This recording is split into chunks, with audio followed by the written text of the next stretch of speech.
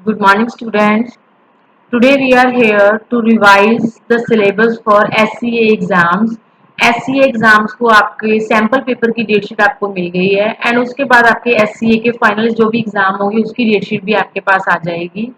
बेटा हमने पिछली वीडियो में चैप्टर 1 रिवाइज करना स्टार्ट कर दिया था। हमने 2 टॉपिक्स कर लिए थे, जैसे कि टाइप्स ऑफ नेटवर्क जो कि पैन, लैन, मैन और वैन होते हैं, और उसके बाद उसकी जो नेटवर्क डिवाइसेस थी hub, switch, NIC, net registered cable वो पढ़ लिया था एंड हमने आर्किटेक्चर पढ़ लिया था peer to peer and net client server. आज हम इसका जो 2 टॉपिक रह गए थे वो पढ़ेंगे। सबसे पहले आता है नेटवर्क टोपोलॉजी। नेटवर्क टोपोलॉजी क्या होता है बेटा? Refers to the schematic description of the different nodes in a network. Nodes क्या होता है? जो कंप्यूटर जुड़े होते हैं नेटवर्क में उसको कहा जाता है नोड्स। उनको किस तरह से एक दूसरे के साथ अटैच किया जाता है वो होता है आपके पास जो डिस्क्रिप्शन है वो होती है टोपोलॉजी। डाटा कैसे फ्लो होता है, उनका फिजिकल स्ट्रक्चर क्या है। तो हम टोपोलॉजीज के टाइप्स पढ़ते हैं। सबसे पहली आती है point two point PTP topology. अगर फुल फॉर्म भी पूछी जाए पीटीपी की तो क्या आएगा? Point two point. ये एक बहुत ही सिंपल एंड कन्वेंशनल मॉडल है जिसमें 2 कंप्यूटर एक दूसरे के साथ अटैच होते हैं, ये वाला इसके साथ और ये वाला इसके साथ। ये जैसे मर्जी अपने डाटे की डीलिंग कर सकते हैं। एक सेंडर हो जाता है, एक रिसीवर हो जाता है, जैसे मर्जी डाटे को एक दूसरे को सेंड कर सकते हैं। फास्ट होता है और रिलायबल होता है क्योंकि डायरेक्ट कम्युनिकेशन होता है दोनों के बीच में, कोई भी इंटरमीडिएट इसमें नहीं होता। पर ये छोटे एरिया के लिए यूज किया जाता है, फॉर स्मॉल एरिया। नेक्स्ट आता है बेटा second, bus topology. All the devices are connected to a linear cable called bus और ट्रंक। कहते हैं इसमें एक केबल होती है, एक तार होती है बेटा, जिसके साथ सारे कंप्यूटर या सारी डिवाइसेस अटैच होती हैं, उसको बस कहा जाता है या फिर ट्रंक कहा जाता है। तो कहते हैं ये बस ही नेटवर्क को लेके चलती है। अगर आपकी ये बस खराब हो जाए, तार खराब हो जाए तो आपका सारा नेटवर्क बंद हो सकता है। पर इसकी एडवांटेज क्या है? कहते हैं अगर एक कंप्यूटर भी आपका खराब हो जाए तो not affect the other computer, दूसरे कंप्यूटर्स के ऊपर इफेक्ट नहीं पड़ता। और ये देखो ये क्या है? बस, जिसके साथ सारी डिवाइसेस जुड़ी हुई है। अगर सपोज एक कंप्यूटर खराब हो जाए तो बाकी सबका काम चलता रहेगा। बट अगर ये बस आपकी खराब हो जाए, डिसएडवांटेज ये क्या है? अगर बस खराब हो जाए तो आपका सारा सिस्टम खराब हो सकता है। ये थी bus topology. Star topology. All devices are connected to a central device called hub. Central device एक हब होती है, उसके साथ जब सारी डिवाइसेस अटैच होती हैं हब और स्विच के साथ, उसको कहते हैं star topology. Like this is a hub and these are the computers and nodes and devices जो उसके साथ अटैच है। अगर आपकी हब खराब हो गई तो सारा नेटवर्क बंद। बट अगर एक भी कंप्यूटर खराब होता है तो दूसरों के ऊपर कोई इफेक्ट नहीं है, वो अपना काम करते रहेंगे। जैसे इस कंप्यूटर में इसको कोई डाटा भेजना है तो वो हब के पास जाएगा डाटा और हब उसको दे देगा जिसके लिए ये डाटा होता है। बट अगर हब फेल होगी तो आपका सारा सिस्टम डिस्कनेक्ट हो जाएगा। डायग्राम ध्यान में रखने हैं इसके। Ring topology. सारे कंप्यूटर और डिवाइसेस एक दूसरे के साथ एक रिंग की फॉर्म में कनेक्टेड होते हैं, लाइक दिस, एक रिंग की फॉर्म। ये इसके साथ, फिर ये इसके साथ, और ये इसके साथ, फिर ये इसके साथ। इसमें क्या होता है? इसकी पॉपुलैरिटी आजकल बहुत कम है क्योंकि इसमें जो डाटा है वो यूनिडायरेक्शनली एक ही डायरेक्शन में फ्लो होता है। जैसे इसने इसको दिया, फिर इसने इसको दिया, फिर इसने इसको दिया, तो घूम के आना पड़ता है। सपोज इस कंप्यूटर ने इसको डाटा देना है तो उसको ऐसे घूम के आना पड़ेगा इस तरह से। तो ये यूनिडायरेक्शनल है जो कि आजकल पॉपुलर कम है और इसलिए कम यूज होता है। Like bus topology in ring topology, addition and removal of system could cause network destruction. अगर इसमें से मान लो एक और कंप्यूटर बीच में ऐड करना है तो सबका कनेक्शन चेंज करना पड़ेगा, तो ये प्रॉब्लम आती है। A single break in connection could disturb the entire network. अगर सिंगल ब्रेक यहाँ से कोई भी तार हो गई तो सारे सिस्टम के ऊपर इफेक्ट पड़ेगा क्योंकि आगे वाला सिस्टम आगे से अटैच है, ये आगे वाला इसके साथ अटैच है, तो इस तरह से सिस्टम आपका खराब हो जाता है। तो रिंग को बहुत कम यूज किया जाता है। ट्री टोपोलॉजी, जिसमें स्टार बने हुए होते हैं, connects the star network to another star network. एक स्टार दूसरे स्टार से कनेक्ट होता है उसको कहते हैं ट्री टोपोलॉजी। और इसको एक और नाम दिया गया है स्टार बस टोपोलॉजी। मेन जो केबल होती है connects the two star network topology. जैसे ये मेन केबल है आपका, मेन कंप्यूटर, जो 2 आगे कनेक्ट है, फिर वो 2 आगे कनेक्ट है, इस तरह से ये ट्री बना हुआ है। तो इसमें क्या है?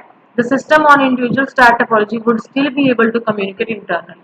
अगर सपोज एक खराब हो गया ये, तो अगर ये नीचे वाले नहीं चलेंगे तो एक तो अभी भी चल रहा है आपका, ये इसका बेनिफिट हो जाता है। मैश टोपोलॉजी, ये काफी कॉम्प्लिकेटेड है।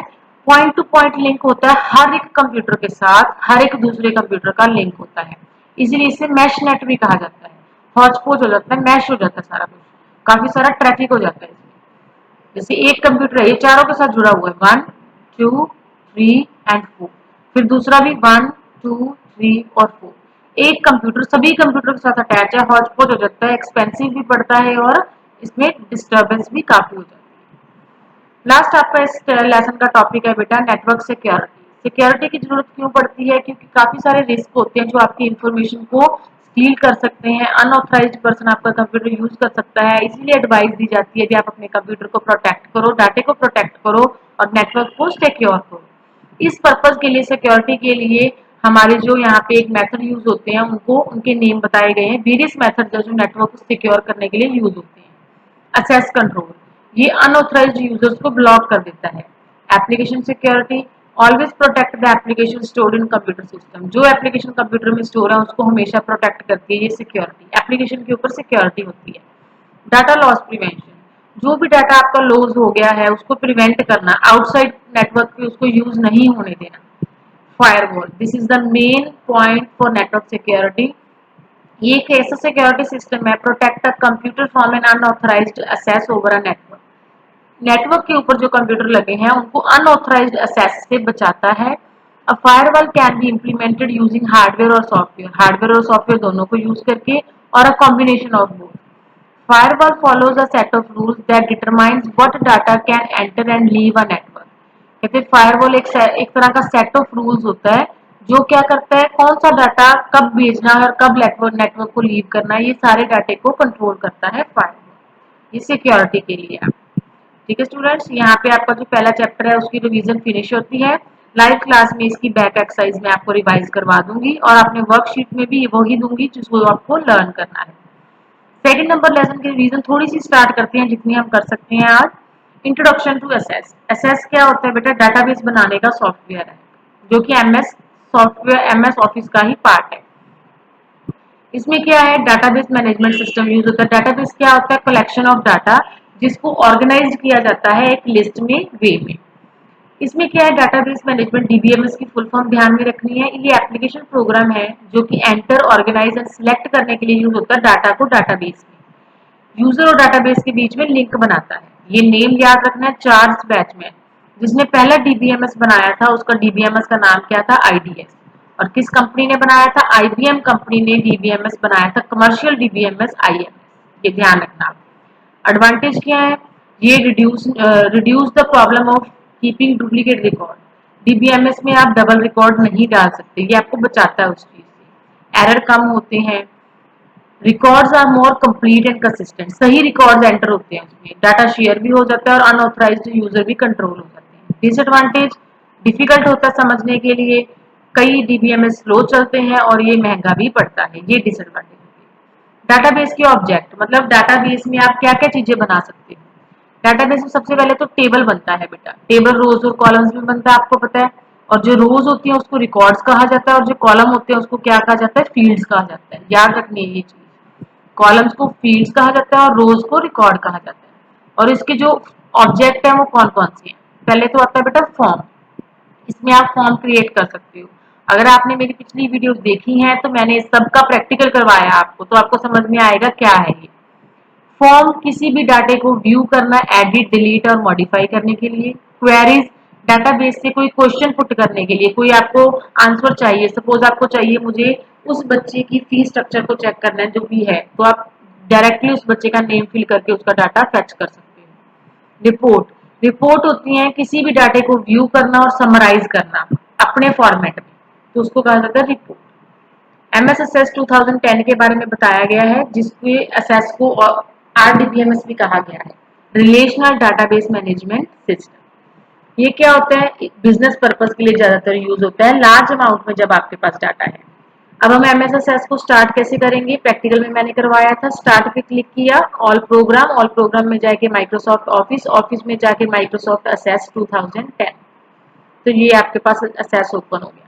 जब ओपन हो जाएगा उसमें डाटाबेस बनाने के लिए आप कहोगे, यहाँ पे क्लिक करोगे न्यू ऑप्शन पे, न्यू पे जाके क्लिक ऑन फाइल, फाइल पे जाके ब्लैक डाटाबेस, डाटाबेस के बाद यहाँ पे डाटाबेस का नेम पूछेगा, नेम फिल करके क्रिएट पे क्लिक करोगे। क्रिएट पे क्लिक करने के बाद ये डाटाबेस आपका क्रिएट हो गया, जिसमें आपको अलग अलग नेम बताए गए हैं जिस जिस चीज का नेम है। लाइक ये नेविगेशन पेन होती है, ये रिकॉर्ड नंबर होते हैं, ये आपका ऑब्जेक्ट नेम होता है, ये रिबन है, ये फाइल टैब है, सबके नेम बताए गए।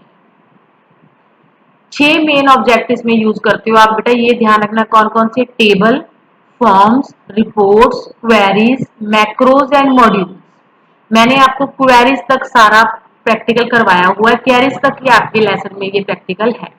तो ये आपके ट्रू फॉल्स है जो आपको लर्न करने हैं। अब टेबल को व्यू कैसे करना है, दो तरह से टेबल को व्यू कर सकते हो, एक तो डाटा शीट व्यू होता है, एक डिजाइन व्यू होता है। दोनों का नाम याद रखना है, डाटा शीट व्यू और डिजाइन व्यू। बाय डिफॉल्ट कौन सा व्यू होता है, डाटा शीट व्यू।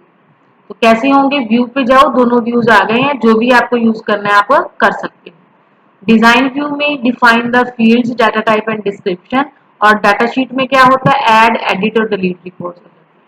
तो ये आपका था पहला पार्ट जो कि चैप्टर सेकंड का था, और थोड़ा सा हम दूसरा पार्ट भी कर लेते हैं। डाटाबेस क्रिएट कैसे करते हो टेबल, आप टेबल क्रिएट करने के लिए जैसे कि ये रिकॉर्ड है, देखो रो और कॉलम को मैंने कहा क्या था, फील्ड होती है। ऐड कैसे करोगे, देखो टेबल के ऊपर क्लिक किया, टेबल के ऊपर क्लिक, क्रिएट के ऊपर सबसे पहले क्लिक किया, क्रिएट में जाके टेबल पे क्लिक किया। टेबल पे क्लिक करने के बाद ये आपका डाटा शीट का जो व्यू है वो ओपन हो गया। इसमें ये एंट्रीज कर लीजिए जैसे जैसे आपको दी गई है। एंट्रीज करने के लिए देखो यहाँ पे लिखा हुआ है आईडी, यहाँ पे क्लिक करके नेम दे दीजिए, फिर दूसरा नेम, फिर तीसरा नेम। इस तरह से आपका जो टेबल है ये क्रिएट होता जाएगा। अगर प्रॉपर देखना है तो पिछली वीडियोस देखिए जिसमें मैंने प्रैक्टिकल करवाया आपको।